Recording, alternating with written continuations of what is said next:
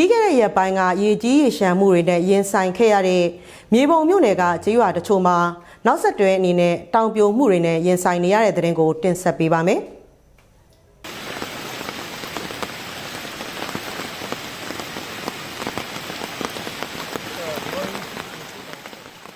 ရခိုင်ပြည်မြေပုံမြို့နယ်အတွင်းက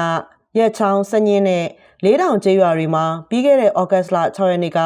မိုးတဲထန်စွာရွာသွန်းမှုတွေကြောင့်ရေကြီးရေရှမ်းမှုတွေနဲ့ရင်ဆိုင်ခဲ့ရတာလည်းဖြစ်ပါတယ်။လက်ရှိမှာလည်းမြေပုံမြို့နယ်အတွင်းကဘားဝေကျေးရွာမှာမိုးဆက်မပြတ်ရွာသွန်းမှုတွေကြောင့်တောင်ပြိုကျတာတွေနဲ့ရင်ဆိုင်နေရတာပါ။အခုလိုတောင်ပြိုကျမှုကြောင့်ဘားဝေကျေးရွာကနေတချို့ပျက်စီးသွားသလိုနောက်ထပ်လည်းတောင်မြေတွေပြိုကျနိုင်တာကြောင့်ရွာကန်တွေအနေနဲ့ဘေးလွတ်ရာရွှေ့ပြောင်းနေကြရတာပါ။လက်ရှိမှာတောင်ပြိုမှုတွေနဲ့ရင်ဆိုင်နေရတဲ့ဘားဝေကျေးရွာမှာ